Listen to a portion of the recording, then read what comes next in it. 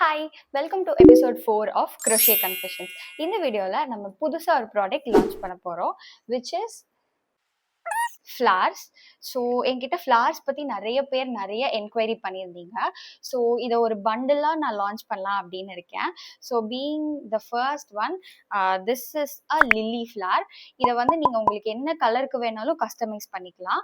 The price of this is ₹300. And the next is this lavender.